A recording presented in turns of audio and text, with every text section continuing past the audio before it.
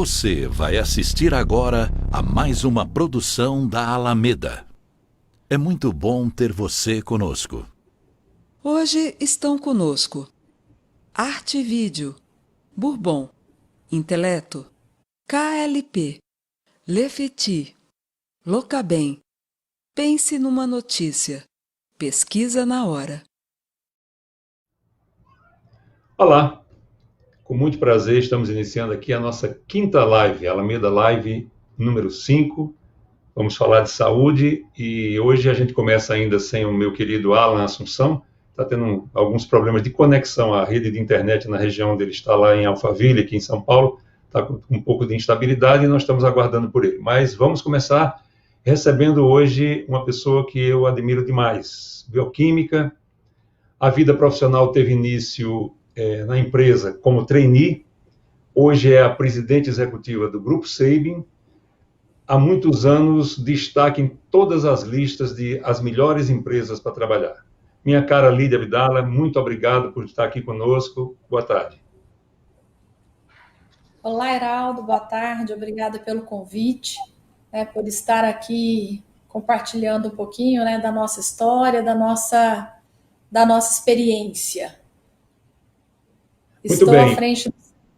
Pode falar, desculpe. Estou já no Sabin há 20 anos, bastante tempo. Apenas.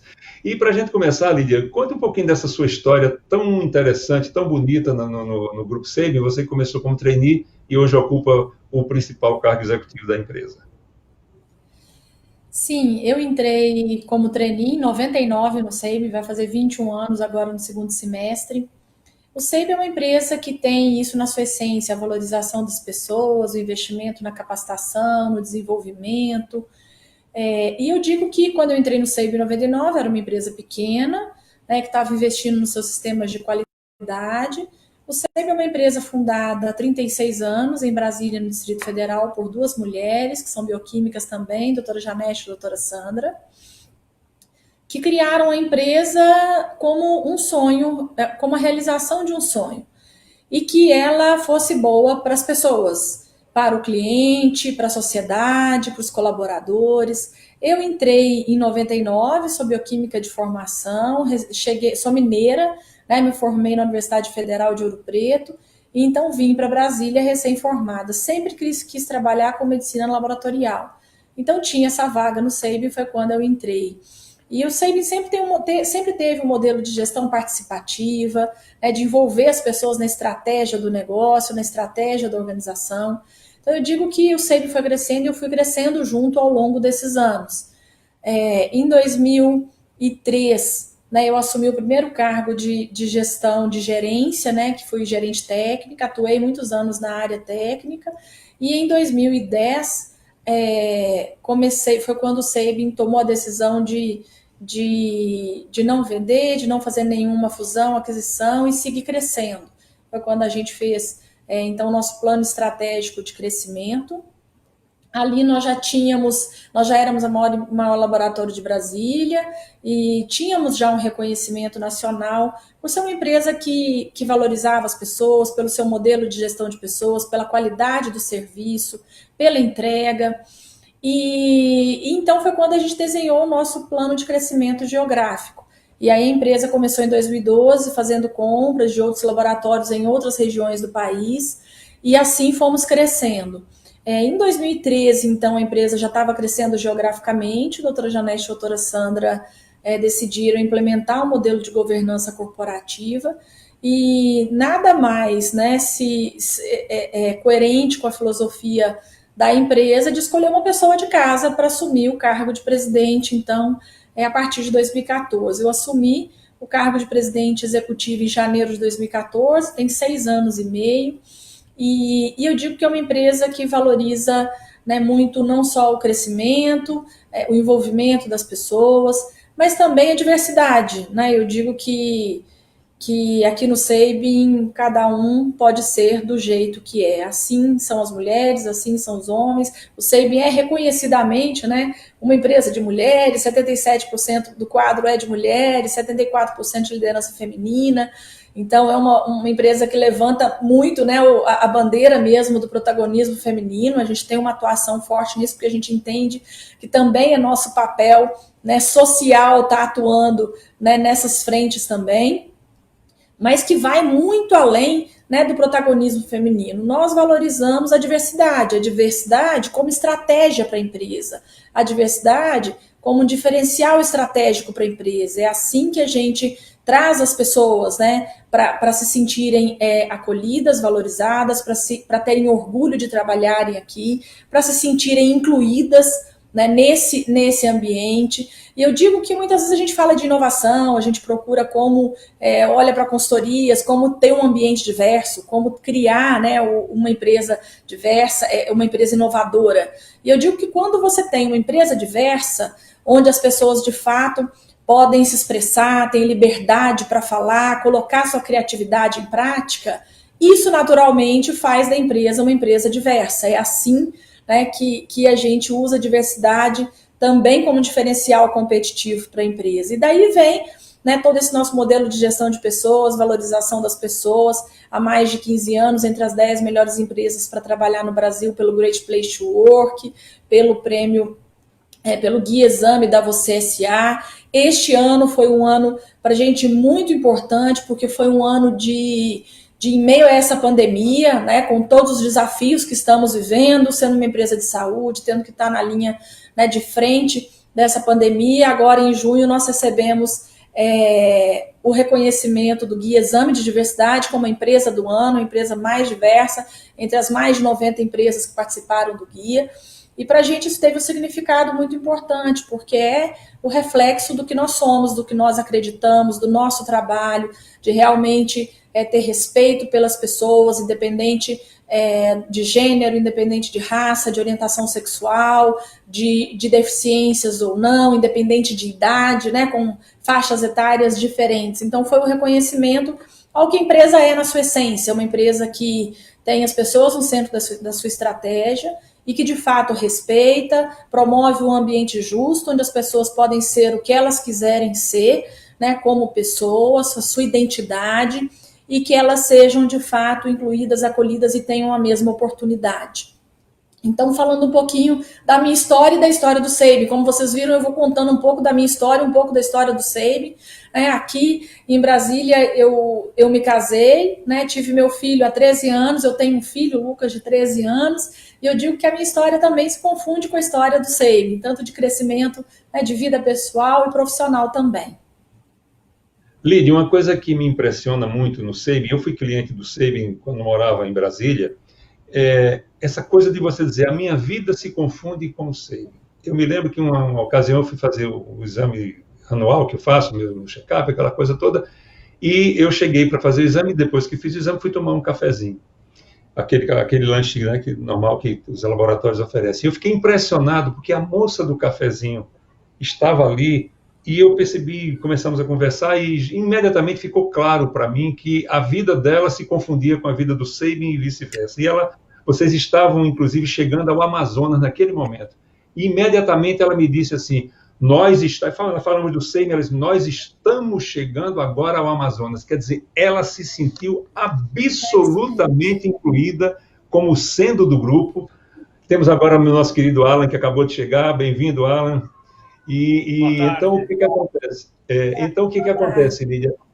Eu vejo o seguinte, nós temos uma empresa, como você falou há pouco, 77% dos funcionários são mulheres, 74% dos cargos de gestão são ocupados por mulheres, e o lema o lema que eu acho interessantíssimo é inspirar pessoas a cuidar de pessoas. Como é que isso se dá numa empresa essencialmente feminina? Mas antes de você responder, vamos ouvir o nosso querido Alan. Boa tarde, Alan, bem-vindo, né, finalmente.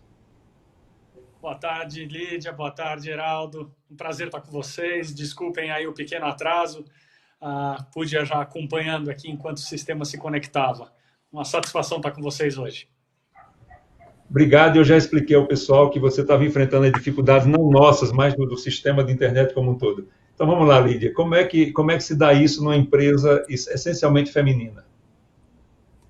Quando nós falamos que o nosso propósito é inspirar pessoas a cuidar de pessoas, nós somos uma empresa de saúde, que vende saúde. Né? E o que a gente fala sempre é que o vender saúde exige que você tenha carinho, confiança. Né? A gente, para escolher o serviço de saúde que a gente usa, essa é uma relação de confiança. Então tem que ter carinho, tem que ter acolhimento, tem que ter cuidado. Eu digo que nós temos um grande desafio, que é ter o nosso colaborador ali feliz, sorrindo, né, às 6 horas da manhã, com um paciente que muitas vezes chega de manhã, está com medo da agulha, está angustiado, está preocupado. E o que eu digo sempre como colocar o sorriso, né, no rosto daquele colaborador. Então a gente fala aqui, a gente contrata o sorriso e treina a técnica. Por quê? Porque sorriso vem da alma, vem do coração. O sorriso a gente não treina. Agora, técnica, conhecimentos teóricos, práticos, a gente vai ensinando. E quando a gente fala disso, né, de essência, de valores, de princípio, é o que as pessoas trazem consigo. É isso que elas trazem e deixam para a gente na empresa. Então, quando a gente olha para as pessoas, né, e quando a gente as insere, as inclui, eu disse que o Sabin tem um modelo de gestão muito participativa, sempre teve. A gente traz para participar do planejamento estratégico da empresa colaboradores de todos os níveis e a gente depois replica esse planejamento estratégico para 100% da empresa. A gente utiliza as nossas festas de final de ano, elas sempre têm um tema para falar de uma estratégia da empresa, e assim vem. No ano que a gente decidiu, né, que iríamos crescer geograficamente, a camiseta da festa era um mapa do Brasil, por isso que você deve, né, ter ouvido da nossa copeira, que ela sabia que a gente estava chegando no Amazonas. Por quê? Porque 100% da empresa sabe. O que nós falamos tudo que acontece na empresa, para ser de verdade, para ser coerente, tem que ser de dentro para fora, não pode ser de fora para dentro. Né? Então, tudo que a gente comunica externamente, antes dentro já está muito bem sedimentado, 100%, né, do grupo engajado e envolvido. Quando a gente fala de cuidar de pessoas, a gente está falando de tratar aqui de todos os pilares da vida, né, do nosso colaborador. Saúde física, emocional, mental, tratar do equilíbrio social, né, financeiro. Então a gente olha, né, a pessoa aqui, o indivíduo, como um todo. Não existe aquilo de aqui na empresa eu tenho que separar o pessoal do profissional. Nós somos seres humanos, nós não separamos o pessoal do profissional. As pessoas que estão aqui conosco, elas deixam a maior parte da sua vida produtiva com a gente. Né? Elas estão aqui doando, né, o seu tempo, elas passam mais tempo aqui muitas vezes do que com as famílias. Então essas pessoas, elas têm que aqui na empresa realizar os seus sonhos, não só profissionais, mas pessoais também,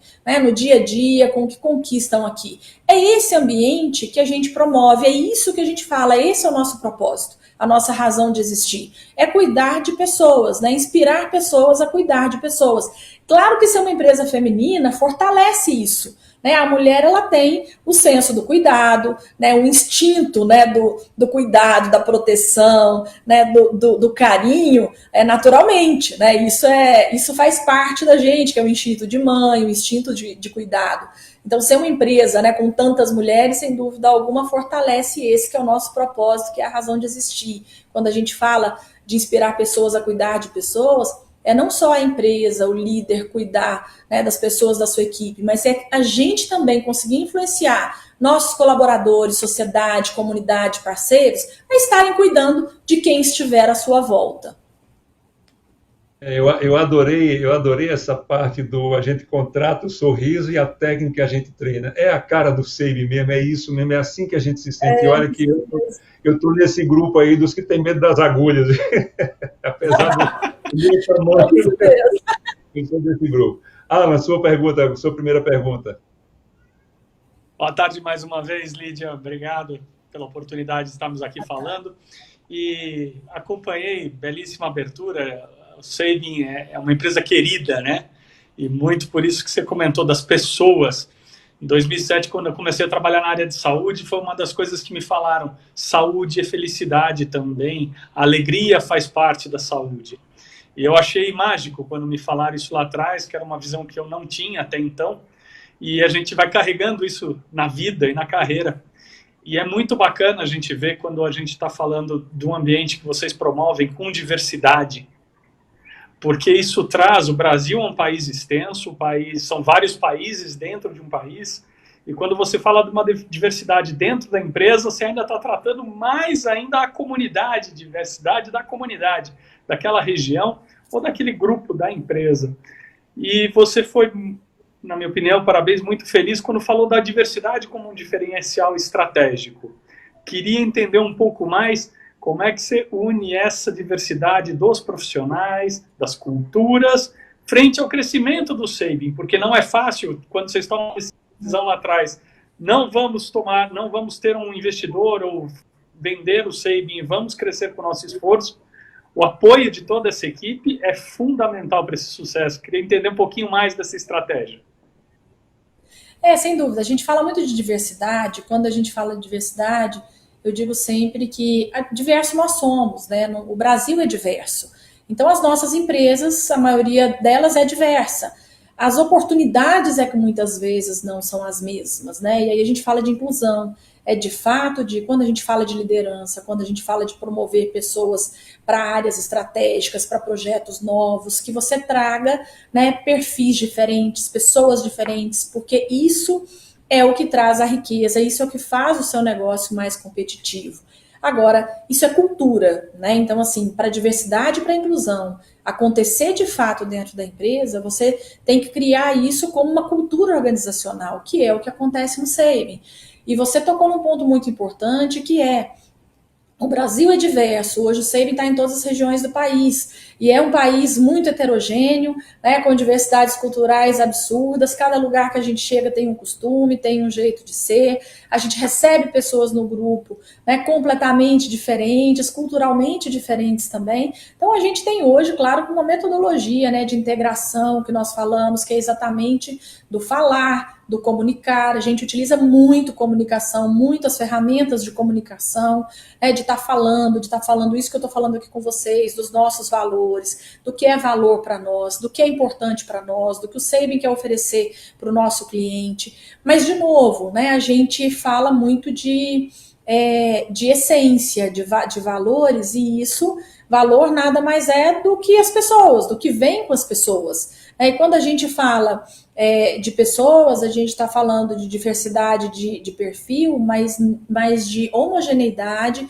e de alinhamento de propósito, de valores e de princípios. Então, mesmo em regiões diferentes, mesmo chegando em estados diferentes, trazendo, né, grupos diferentes, a gente também trabalha sempre, né, em ter pessoas que estejam alinhados ao nosso propósito, aos nossos valores e à nossa cultura. Assim a gente vai disseminando, né, quais são as nossas crenças, como que nós somos, o que nós queremos oferecer para o nosso cliente. Então a gente tem várias metodologias, né, dentro desse nosso processo de integração, e com diferentes tipos de treinamento, com diferentes materiais, para que as pessoas de fato conheçam a empresa, conheçam as nossas estratégias, né, o que nós estamos pensando, para que caminho queremos seguir.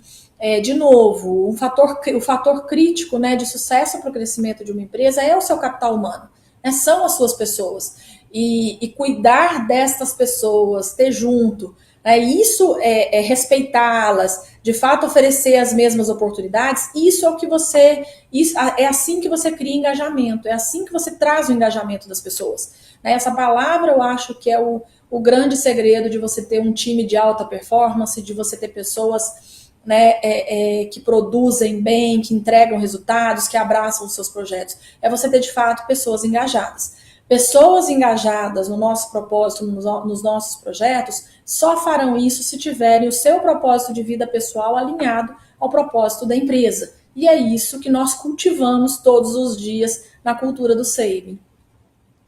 E eu fico pensando o seguinte, sabe, Lídia?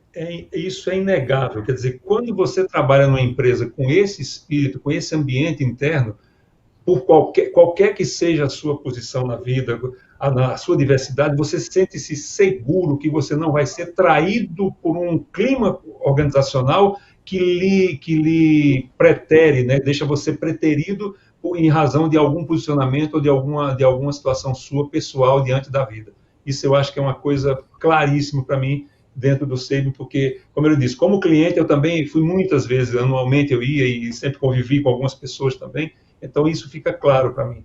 Eu queria voltar um pouquinho naquele ponto de 2005 que você falou um pouquinho antes. quando o Sabin teve que escolher ou se deixava comprar por um grande grupo, né, por um grande player do mercado, e seria muito confortável até para os acionistas, porque todo mundo ia para casa feliz, com bastante dinheiro no bolso, mas ele decidiu por crescer. Então, como é que se deu? Qual foi a liga? Qual foi o ponto que deu a segurança? Não, nós vamos crescer ao invés de nos deixarmos comprar por alguém. Como é que foi esse momento? Qual foi a mágica que aconteceu aí que vocês tomaram essa decisão? Heraldo, isso foi em 2010, na realidade, foi quando essa decisão foi tomada pelas duas acionistas. A gente já tinha, desde 2005, acompanhamento da Fundação Dom Cabral, a gente já participava dos programas empresariais deles, era quem nos acompanhava, né, com os nossos indicadores, com os nossos processos e também com planejamento estratégico. Em 2010, o setor de saúde e de medicina diagnóstica já passava por movimentos de consolidação, de fusão, de aquisição. E a doutora Janete e a doutora Sandra, na época, tinham que refletir, né, também sobre isso. Eram novas ainda, gostam muito do setor, são muito dinâmicas. E como eu disse, né, queriam continuar, né, à frente do negócio e principalmente, né, tendo liberdade para tomar suas decisões, né, para seguir com o negócio, com as suas premissas. E assim, elas decidiram, então, que não era o momento de vender ainda, não queriam vender. E foi quando elas, então, se reuniram com professores sêniores da Fundação Dom Cabral, naquele momento, para fazer, né, de fato, uma reflexão profunda sobre o negócio, sobre o que elas queriam. Elas chegaram a essa conclusão de que elas queriam continuar com o negócio, à frente do negócio. E foi quando nós já éramos, em 2010, o maior laboratório de Brasília, que vinha, né, com um ritmo de crescimento anual sempre alto. E claro que a população não ia seguir crescendo na mesma velocidade, né, de crescimento da empresa, para a empresa continuar bem posicionada no mercado. Então foi quando, junto com o apoio da Fundação Dom Cabral, a gente fez o desenho do nosso PEC, que é o Projeto Estratégico de Crescimento. E ali nós começamos, então, a desenhar, estudar várias regiões do país, para onde que a gente poderia crescer, várias premissas foram colocadas ali, o que a gente levaria, né, como que a gente queria levar o Sabin, posicionar o Sabin em cada um destes lugares. Mas o ponto foi esse, foi entender que elas queriam continuar à frente do negócio, elas tinham uma equipe, né, que era possível de se preparar, a equipe já estava se preparando, né, naquele momento. Eu lembro, eu era superintendente na época e elas chamaram as 3 superintendentes, os gerentes, e falaram: olha, vamos desenvolver sucessores, cada um de vocês desenvolva 3 sucessores, porque para uma empresa crescer precisa de gente, líder preparado.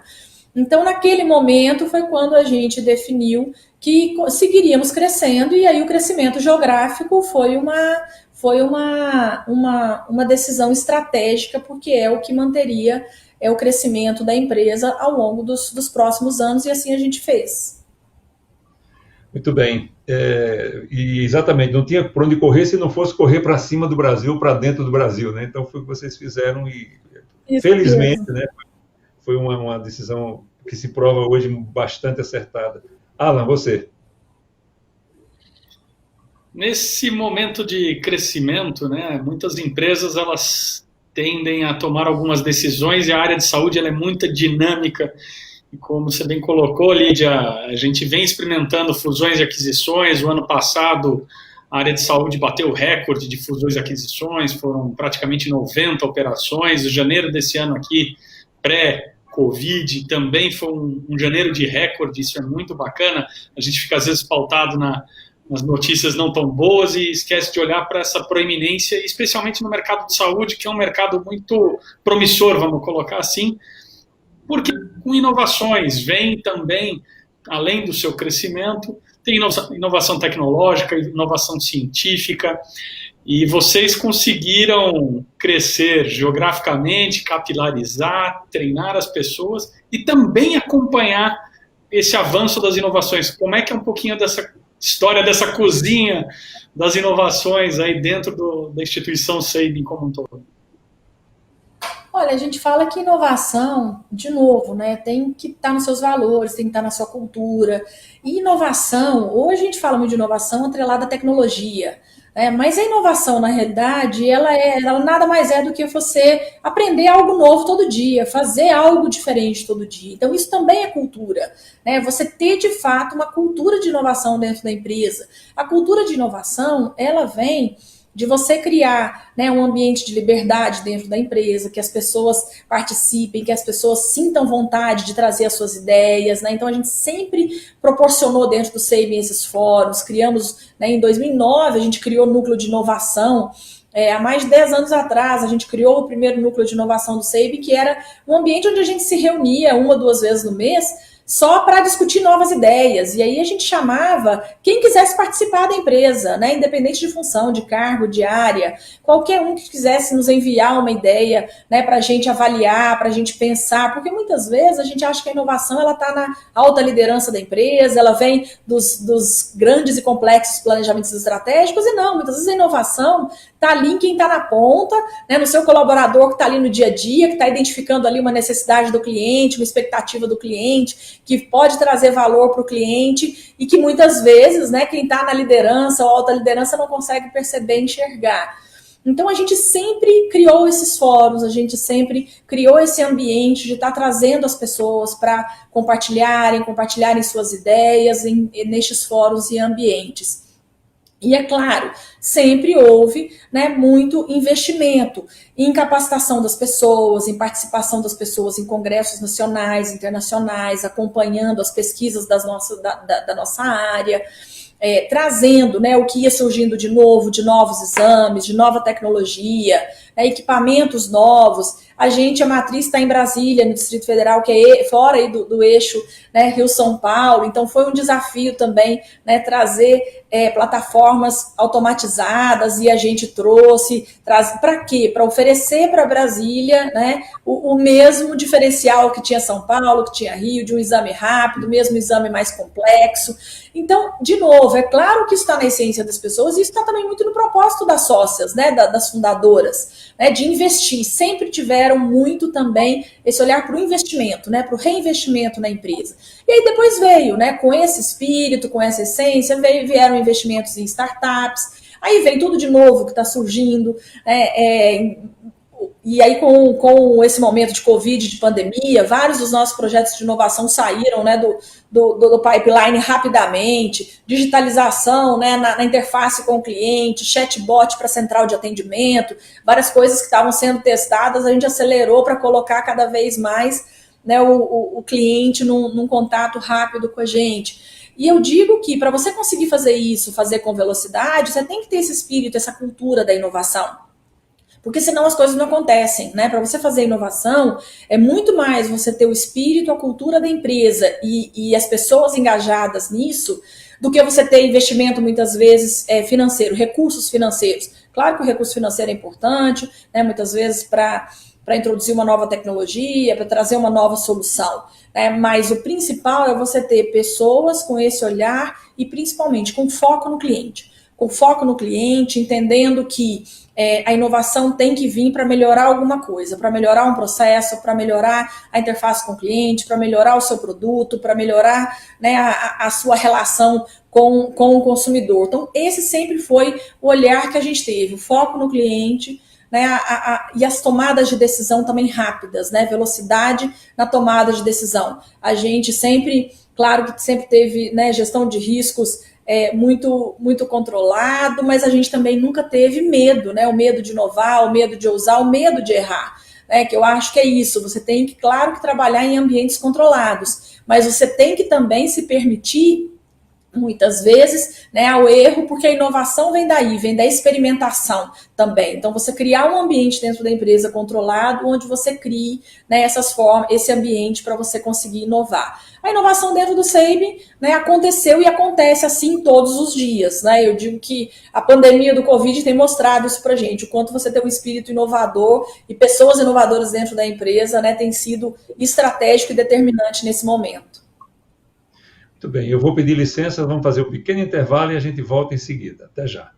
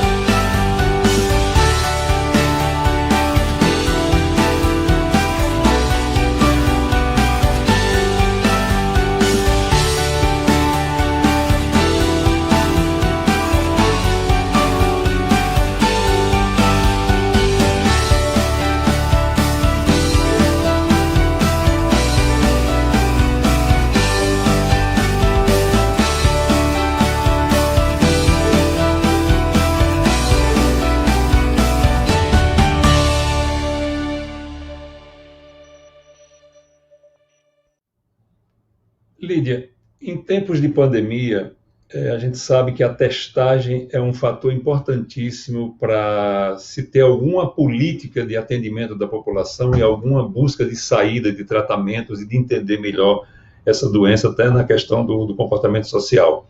A gente sabe que o teste da Covid-19 é alto ainda, e não é acessível para todo mundo. Então, o que é possível fazer? Há alguma alternativa, alguma coisa a caminho para que esse teste fique mais acessível à população como um todo?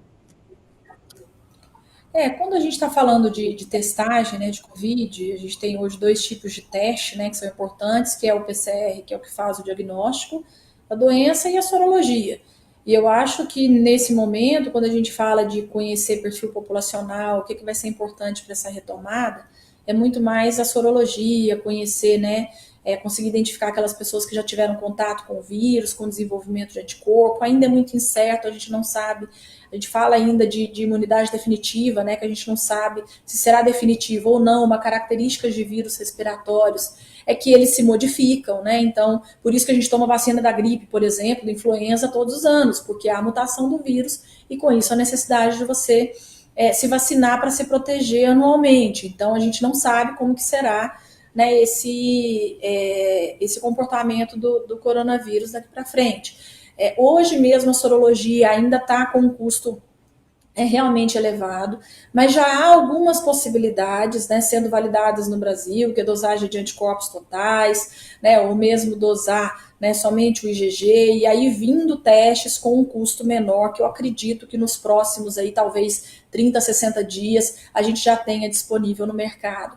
É claro que eu acho que a gente tem um grande desafio no Brasil. O Brasil é um país continental, né, com grandes diferenças, muito heterogêneo. Então, não adianta a gente achar que a gente vai ter um plano, seja de testagem, seja de retomada, igual para todas as regiões, tanto que a gente está vendo a epidemia chegando em diferentes momentos, nas diferentes regiões, né, com impactos e prevalência diferente. Agora, sobretudo, essa testagem, né, da sorologia, dos anticorpos IgG, ela vai ser muito importante para a gente definir, principalmente, epidemiologia, né, o quanto depois a gente vê, o quanto as pessoas, né, primeiro, já entraram em contato com o vírus, desenvolveram ou não anticorpos, né, criaram ou não essa imunidade temporária, por quanto tempo terão essa imunidade, né, para assim, quando chegar, né, a vacina, a gente conseguir também fazer um planejamento mais adequado e mais eficaz, né, de planos de vacinação para todo o Brasil. Então,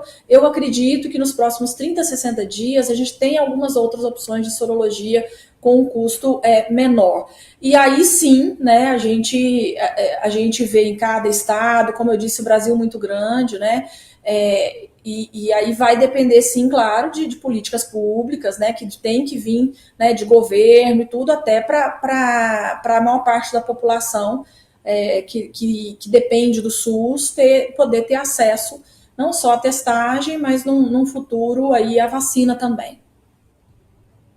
Alan, você.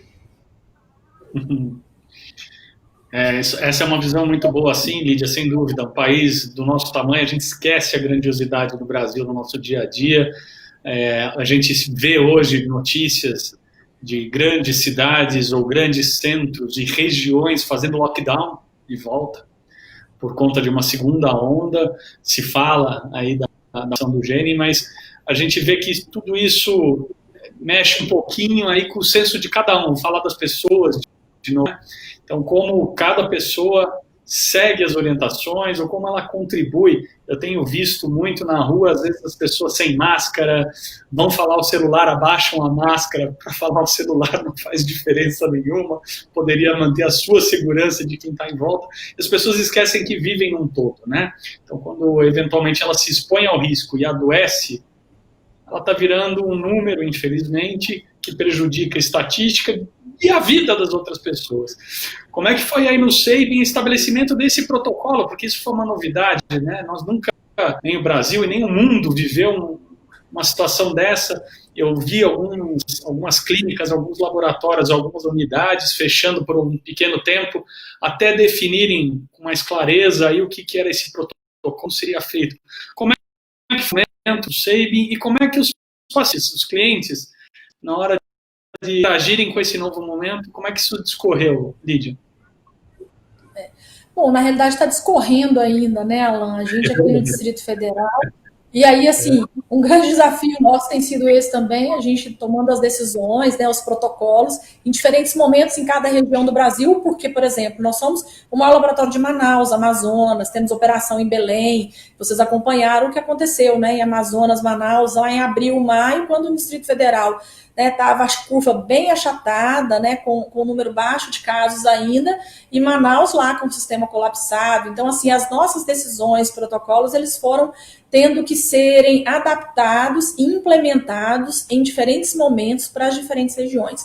O que nós colocamos muito claro desde o início, assim, que nós focamos, né, toda a nossa energia foi em proteger os nossos colaboradores, saúde e segurança das nossas pessoas, dos nossos colaboradores, e em oferecer formas seguras de atendimento para o nosso cliente. Então, naquele primeiro momento, os clientes em isolamento, a gente triplicou a nossa capacidade de central de atendimento, de agendamento, de serviço domiciliar.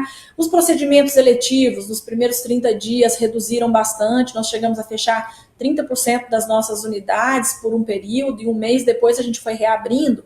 E é claro que nesse mês, e quando a gente reabriu, aí a gente já readaptou todas as nossas unidades para preparar para a chegada dos clientes. Então, tratando principalmente novos protocolos de higienização, de limpeza, né, de bancadas, sim, utilização de máscaras, né, para 100% dos nossos colaboradores, não só com EPI, claro, para quem está realizando o exame, para quem vai fazer coleta, né, de paciente com suspeita de Covid, mas para 100% dos nossos colaboradores, tipos de máscaras diferentes, adequado, claro, para cada uma das realidades. No Distrito Federal, por exemplo, o uso de máscaras, logo no início, em maio, o governo já declarou como uso obrigatório.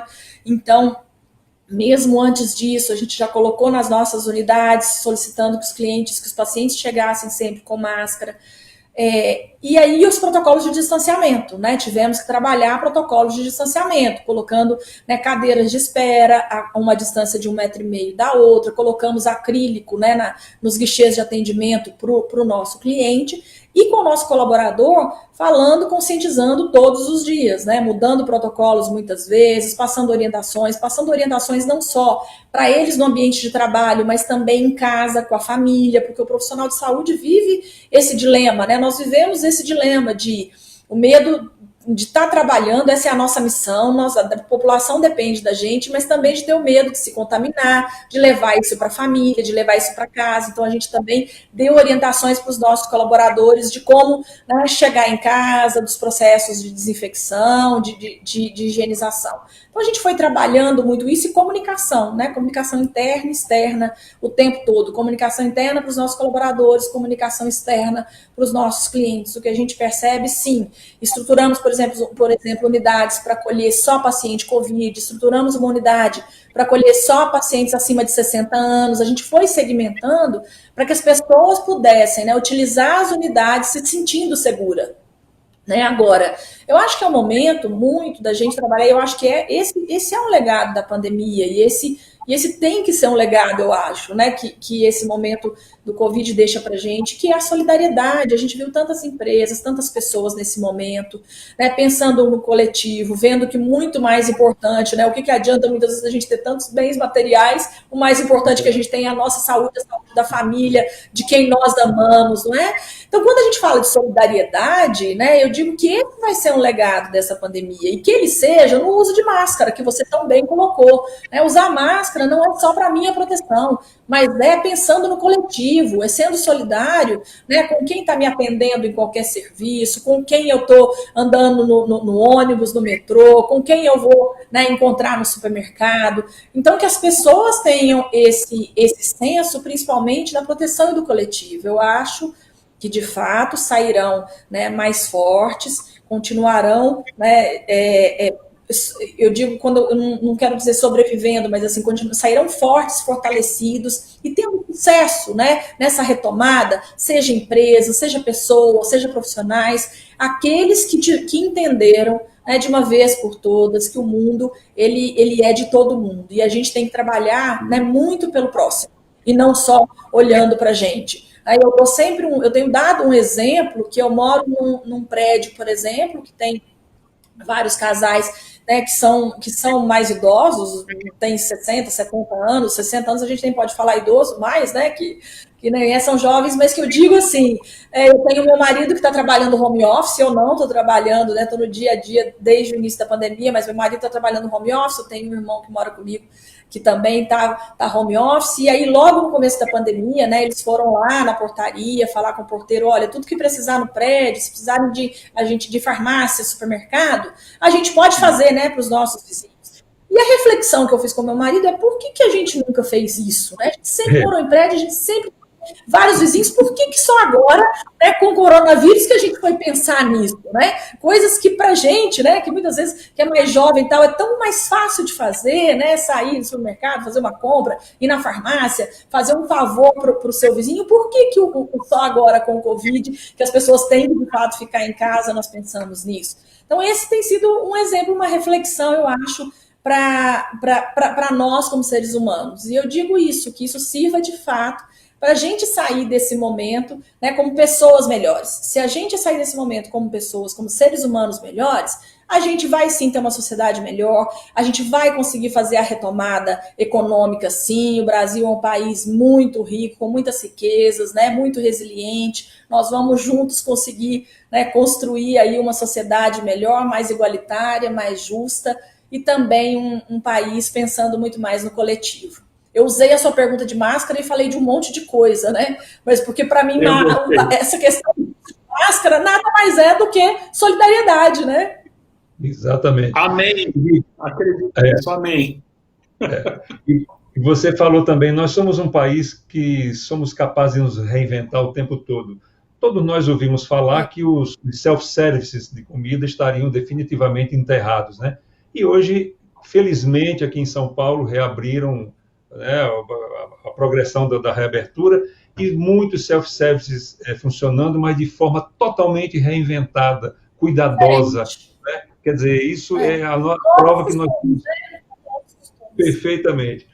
E, Lídia, a gente tem uma máxima que segue a gente, né? Nossa geração conhece isso muito bem, que Deus é brasileiro. Eu estou começando a acreditar que, porque esse grupo profissional de saúde, que é isso? Né? Nós temos, assim, eu acho que a gente tem que ficar de joelho agradecendo esse povo, né? Então eu queria lhe perguntar, como é que você enxerga, como é que nossa área de saúde foi capaz de se adaptar tão rapidamente a essa situação do Covid, né? E ser o amparo da sociedade de verdade, e como é que isso vai ficar para o Covid, para o pós-Covid, essa nova postura da saúde, né? O que nós ganhamos de fato com essa adaptação imediata e o que isso vai trazer de positivo para nós depois?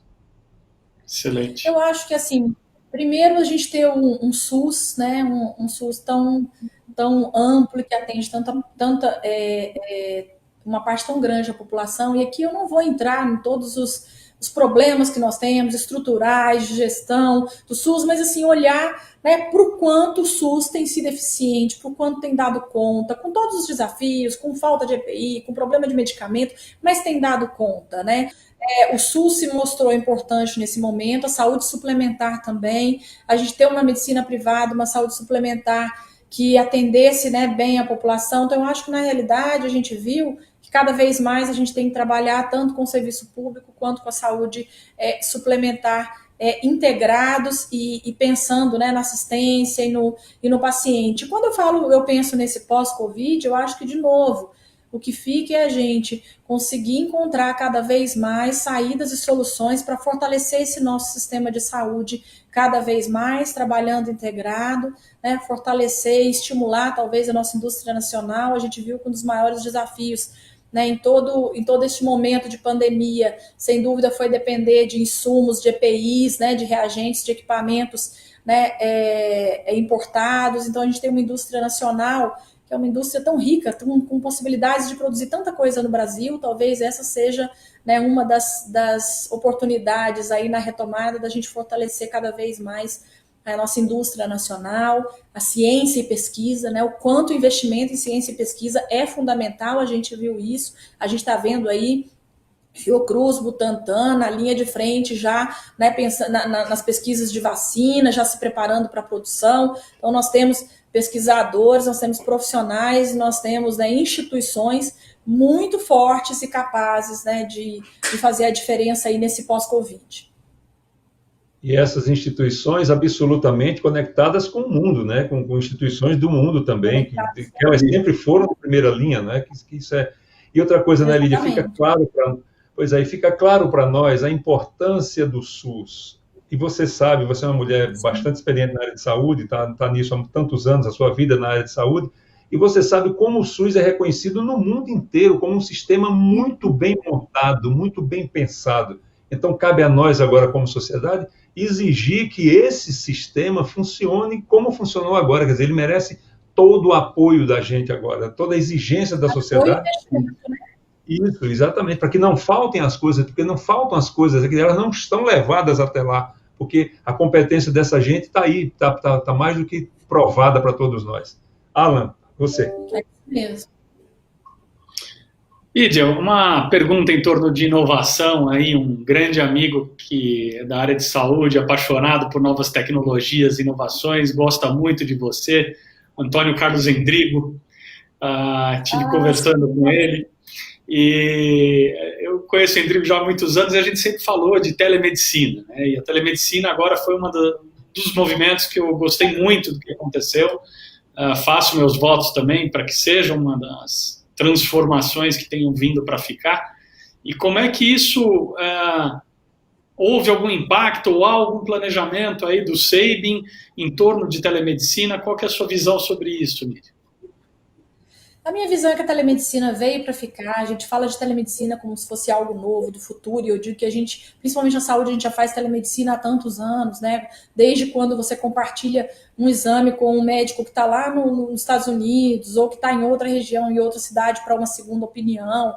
Então, assim, empiricamente, no dia a dia, eu digo que a gente já pratica essa telemedicina. Que ela venha regulada, quem vai ganhar é o paciente. De novo, nós temos um Brasil muito grande, né, muito heterogêneo, com regiões tão distantes, onde a gente não tem, né, por que um paciente, né, lá do sertão, né, do Nordeste, um paciente que está lá em Manaus, na região Norte, não pode ter acesso a um especialista que está em Brasília, que está em São Paulo, né, que está em tantos grandes centros, ou mesmo fora do Brasil. E a telemedicina vem exatamente para trazer isso. Nós temos, sim, né, projetos, e quando eu digo de projetos de telemedicina, são projetos no sentido de conseguir conectar, né, várias soluções e plataformas que nós temos com dados dos pacientes, com as informações suas de prontuários, né, eletrônicos. A gente tem um serviço também de atenção primária. Então, da gente conseguir trabalhar isso junto com empresas e com operadoras, para de fato a gente construir um prontuário eletrônico único. E isso vai passar também por telemedicina, que é de trazer, de estar incorporando isso no nosso dia a dia. Lídia, como diz o nosso querido guru Francisco Balestrin, a telemedicina começou quando a mãe pegava o telefone e ligava para o pediatra para saber o que dava para o filhinho que estava com febre, né? Quer dizer, a telemedicina está aí. Lídia, nessa pandemia nós vimos assim um grande crescimento da filosofia, da postura, da responsabilidade social das empresas. E eu acredito que isso deva ser uma tendência para o pós-crise, porque o que é bom a gente não volta, né? Ninguém perde o paladar, né? Quando você experimenta uma coisa boa, você não quer mais voltar ao ponto anterior, ou seja, sim, você faz por onde continuar nele. E para terminar, a última pergunta, porque infelizmente nós temos o horário, qual o legado dessa pandemia para você? Eu acho que o legado é isso um pouco do que eu falei de solidariedade, né? Acho que sim, isso que a gente falou de inovação, de telemedicina, mas acho que, sobretudo, novos costumes e um novo comportamento das pessoas. Eu acho que é isso que a gente tem que pensar, né? Um novo perfil do consumidor, do paciente, desde o que é valor para mim, o que eu vou, né, cada vez valorizar mais, e a forma, né, de consumo, eu acho que vai mudar. Já era uma tendência que a gente já vinha vindo, na mudança do perfil do consumidor e que a gente vê isso se fortalecendo cada vez mais. Eu acho que isso é o que fica pós-pandemia, um novo ser humano, novas pessoas com consumidores, com perfis diferentes, seja de consumo, de acesso aos serviços. Muito bem. E para a gente terminar, eu queria que você deixasse a sua dica cultural, como a gente faz com todos os convidados aqui. Ah, sim, a minha dica cultural, né, que você pediu para compartilhar, e eu li nessa quarentena mesmo, trabalhando, né, tanto ao longo dos dias, mas eu li um livro que eu já estava com muita vontade de ler há bastante tempo, que é O Momento de Voar, de Melinda Gates. Ela conta, na realidade, a história dela, né, como o empoderamento feminino muda o mundo e de como, né, tudo isso, e tem aí você colocou muito bacana, né, o prefácio aí a frase da Malala, este livro é um manifesto urgente por uma sociedade igualitária, e que as mulheres sejam valorizadas em todas as áreas, que é um pouco do que eu falei, de que a mulher ela pode ser o que ela quiser ser, onde ela quiser ser, em que área ela quiser ser. E a Melinda, ela conta muito, inclusive, das experiências pessoais dela ao longo da vida dela, né, morando em lugares diferentes, conhecendo culturas diferentes, e do quanto é desafiador, né, ainda para as mulheres, né, a depender da cultura, né, do país e do lugar, conseguir, né, estabelecer aí o seu lugar e ter, de fato, as mesmas oportunidades. Então, essa é a minha dica aí para vocês. E é interessantíssimo, né? Porque a Melinda, nesse livro, ela diz uma coisa extraordinária, que o mundo só vai mudar a partir do empoderamento das mulheres nas suas comunidades, daí para o mundo. É sensacional isso, né? E uma coisa exatamente isso. E uma coisa que me deixou impressionada é que nós estamos falando da mulher de Bill Gates, o homem mais rico do mundo, e mesmo assim ela diz que ela tem que lutar pela equidade dentro do casamento dela, né? Quer dizer, ou seja, é a luta diária mesmo da acomodação, da gente viver em sociedade, viver respeitando os outros e respeitando o espaço de cada um. Lídia, não preciso dizer, muito lamento que tenha terminado, foi uma delícia essa live hoje, né? Foi muito boa, a sua presença feminina trazendo esse ar diferente. Muito obrigado pela sua presença. Por favor, você pode se despedir das pessoas. Muito obrigado demais pela sua presença aqui. Obrigada, Heraldo. Obrigada, Alan, pela oportunidade. Eu digo que essas são as oportunidades que a gente tem também de estar compartilhando um pouquinho do que a gente está vivendo, né? Que eu digo de novo, se a gente quer fazer de fato, né, transformar vidas, impactar a sociedade positivamente, a gente tem que estar compartilhando, né? Falando dos nossos desafios, das nossas angústias, dos nossos erros, dos nossos sucessos, que assim a gente de fato vai conseguindo, né, inspirar e sendo exemplo para tantas outras pessoas. Muito obrigado pela oportunidade, um grande prazer ter passado esse momento aqui com vocês. Prazer foi nosso inteiramente. Alan, obrigado pela sua presença. Até a próxima. Amigo Heraldo, muito obrigado. Lídia, parabéns. Excelente história, parabéns pela sua carreira, parabéns e muito sucesso à frente do Sabin, parabéns ao Sabin por continuar inspirando e liderando o nosso país aí. Muito obrigado mais uma vez, até a próxima. Muito bem, chegamos então ao final da... Obrigado mais uma vez, Lídia. Chegamos ao final da Alameda Live. Chegamos ao final da Alameda Live 5 e semana que vem nós estamos aqui de novo, dessa vez com Paulo Sardinha, presidente da Associação Brasileira de Recursos Humanos. Vai ser um belo papo. Nós vamos falar sobre o cenário do trabalho, né, das relações de trabalho e das perspectivas do trabalho como um todo no Brasil, dentro dessa situação da Covid-19. Até lá, muito obrigado, foi um prazer estar junto e até a próxima. Muito obrigado. Você acabou de assistir a mais uma produção da Alameda. Obrigado.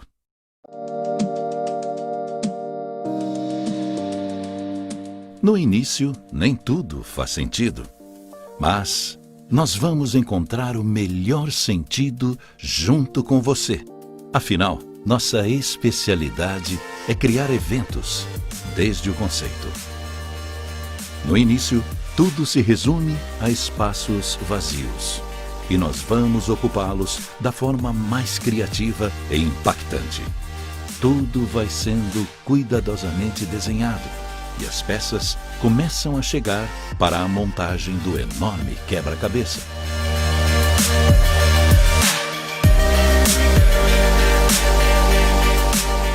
Nossos profissionais estão entre os melhores do mercado.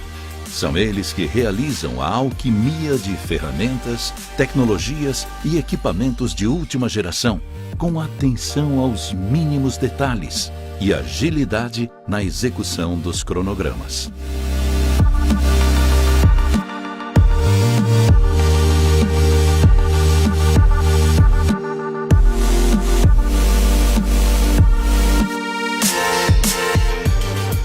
Em pouco tempo, as peças vão se encaixando e revelam o cenário. Tudo começa a fazer sentido. O quebra-cabeça vai se deixando ver e ouvir. Está quase montado.